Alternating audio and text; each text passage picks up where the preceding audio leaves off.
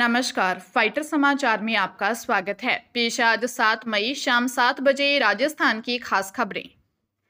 राजस्थान लोक सेवा आयोग द्वारा वरिष्ठ अध्यापक प्रतियोगी परीक्षा 2024 में हिंदी विषय के पदों की पात्रता जांच के लिए विचारित सूची जारी की है। विस्तृत सूचना आयोग की वेबसाइट पर उपलब्ध है। आयोग सचिव ने बताया कि हिंदी विषय के पदों के लिए प्रश्न पत्र प्रथम की परीक्षा 29 दिसंबर 2024 को तथा प्रथम प्रश्न पत्र द्वितीय की परीक्षा 28 दिसंबर 2024 को हुई थी। परीक्षा के फलस्वरूप 124 अभ्यर्थियों को पात्रता जांच के लिए विचारित सूची में सम्मिलित किया गया है। विचारित सूची में अस्थायी रूप से सम्मिलित किए गए सभी अभ्यर्थियों को SSO ID के माध्यम से रिक्रूटमेंट पोर्टल पर माई रिक्रूटमेंट डिटेल्ड फॉर्म कम स्क्रूटनी अप्लाई नाउ का चयन कर अपना विस्तृत आवेदन पत्र भरना होगा। आवेदन पत्र का 13 से 19 मई तक लिंक खोला जाएगा। आवेदन पत्र व दस्तावेजों की जांच संबंधित विभाग द्वारा की जाएगी। हरियाणा के फरीदाबाद में ACB की टीम ने ESIC अस्पताल एवं मेडिकल कॉलेज के 3 कर्मचारियों को 3 लाख रुपए की रिश्वत लेते रंगे हाथों गिरफ्तार किया है। टीम ने इसी मामले में सुदर्शन फैसिलिटीज प्राइवेट लिमिटेड के मैनेजर योगेश शर्मा को भी गिरफ्तार किया है। ACB की टीम चारों आरोपियों से पूछताछ कर रही है। ACB को पीड़ित ने शिकायत दी कि ESIC अस्पताल एवं मेडिकल कॉलेज में स्टाफ नर्स की नौकरी दिलवाने के लिए सहायक नर्सिंग अधीक्षक हरि सिंह ने मैनेजर योगेश शर्मा और नर्सिंग अलरली दीनदयाल के साथ मिलकर 3 लाख रुपए मांगे, जिसके बाद ACB ने NIT के दशहरा ग्राउंड में तीनों कर्मियों और मैनेजर को गिरफ्तार किया। प्रारंभिक जांच में खुलासा हुआ है कि अस्पताल में रिश्वतखोरी का गिरोह सक्रिय है। प्रकरण में अस्पताल के अन्य अधिकारियों कर्मियों की भूमिका भी संदिग्ध है, जिसकी जांच जारी है। प्रदेश भर में महात्मा गांधी राजकीय विद्यालय यानी राजकीय अंग्रेजी माध्यम विद्यालयों में शिक्षण कार्य और प्रवेश प्रक्रिया आज से शुरू हो गई है। 1 जुलाई से नया सत्र शुरू होगा। सत्र 2025-26 के लिए नवीन प्रवेश प्रक्रिया शिक्षण कार्य प्रारंभ करने के लिए समय सारणी घोषित कर दी गई है।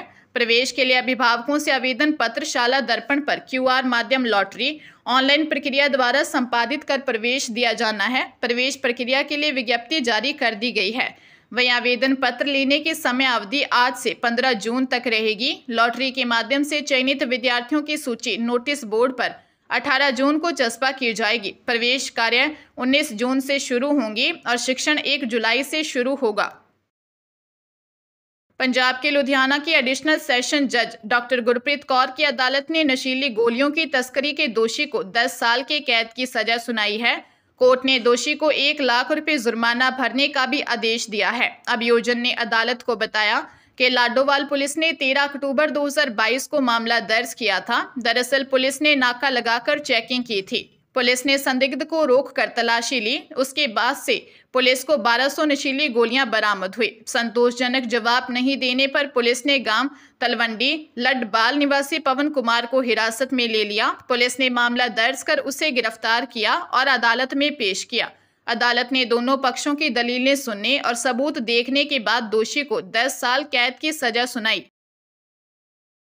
राजधानी जयपुर से हरियाणा और फरीदाबाद की साइबर थाना सेंट्रल पुलिस ने IPO में निवेश के नाम पर 25 लाख रुपए की ठगी में शामिल आरोपी विजय कुमार निवासी हनुमानगढ़ को गिरफ्तार किया है। आरोपी 12वीं पास है और जयपुर में कोचिंग करता था। फरीदाबाद सेक्टर 19 निवासी पीड़ित ने रिपोर्ट दी कि उसके पास ठगों द्वारा HDFC सिक्योरिटीज में निवेश के लिए WhatsApp पर एक मैसेज भेजा गया, जिसमें रियायती दरों पर विभिन्न IPO में शेयरों की सदस्यता प्रदान करने के बारे में जानकारी दी। ठगों ने उसको सदस्यता लेने के बाद एक WhatsApp ग्रुप में जोड़ा। ठगों ने IPO में निवेश करने के लिए एक खाता खोला, जिसमें उसने ऑनलाइन माध्यम से 25 लाख रुपए निवेश करवा दिए। जब उसने पैसे निकालने चाहे तो ठगी का पता चला। पुलिस फिलहाल आरोपी से पूछताछ कर रही है। सवाईमाधोपुर जिले में लुटेरी दुल्हन की करतूत सामने आई है। मानटाउन थाने में दुल्हे विष्णु शर्मा निवासी IHS कॉलोनी ने लुटेरी दुल्हन के खिलाफ मानटाउन थाने में दी रिपोर्ट में बताया कि उसकी शादी 20 अप्रैल 2025 को शीतला माता मंदिर IHS कॉलोनी में हिंदू रीति रिवाज से कॉलोनी के लोगों व रिश्तेदारों की मौजूदगी में अनुराधा पुत्री इंद्रजीत यादव निवासी खंडवा MP से हुई थी, जिसके लिए दलाल पप्पू मीणा निवासी जीनापुर को 2 लाख रुपए दिए। शादी के बाद से दुल्हन ससुराल में रहने लगी, लेकिन शादी के महज 14 दिन बाद ही दुल्हन ससुराल वालों को खाने में नशीला पदार्थ खिलाकर लाखों रुपए का कैश, लाखों रुपए के जेवरात और मोबाइल लेकर भाग गई। पुलिस ने दलाल पप्पू मीणा निवासी जीनापुर, सुनीता यादव पत्नी सोनू यादव निवासी खंडेवा MP, श्याम सिंह राजपूत निवासी डग झालावाड़ व दुल्हन के खिलाफ मामला दर्ज कर जांच शुरू की है। जोधपुर में डिजिटल करेंसी के नाम पर धोखाधड़ी करके रुपए हड़पने का मामला सामने आया। आरोपियों ने पीड़ितों को झांसा दिया कि वह जल्दी एक digital currency Bharosa coin launch करने वाले हैं, जिनका इस्तेमाल बड़े बड़े shopping mall, hotel, e-commerce company, cinema hall, restaurant आदि में किया जाएगा। इसके बदले उन्हें इन्वेस्ट करने पर बड़ा मुनाफा मिलेगा। पीड़ित ने झांसे में आकर 12,20,000 रुपये इन्वेस्ट कर दिए, लेकिन कुछ समय बाद उन्हें ठगी का एहसास हुआ। रातानेड़ा थाना में दी रिपोर्ट में नरेश सारस्वत ने बताया कि जोधपुर निवासी शेफाली परिचित है। शेफाली ने बताया कि वह एक कंपनी भरोसा कॉइन के नाम से लॉन्च कर रही है, जिसमें वह को-फाउंडर है। कंपनी में कुल 5 भागीदार हैं, जिनमें गौरव राणा सुखीजा, उनकी पत्नी डॉली सिंह, सोमेंद्र अधिकारी और भारतीय अधिकारी हैं। इन्होंने इन्वेस्टमेंट कर बड़ा मुनाफा कमाने का झांसा देकर 12,20,000 ठग लिए।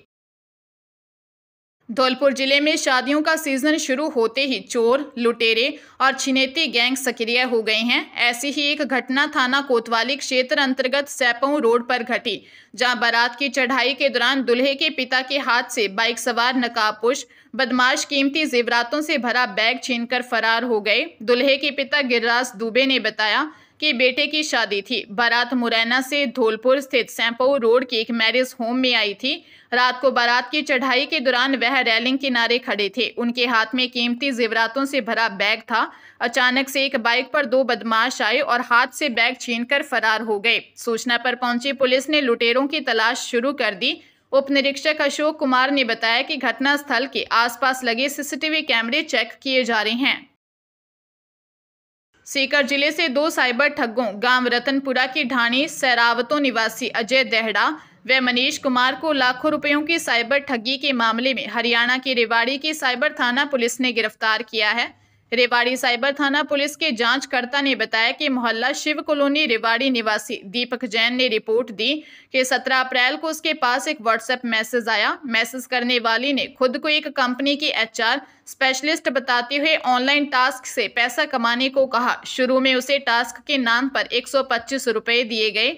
यह राशि आने के बाद उससे अलग अलग UPI ID पर 3 बार में 1,30,000 ट्रांसफर करवा लिए। जब उसने पैसा वापस पाने का प्रयास किया तो उसे साइबर ठगी का एहसास हुआ।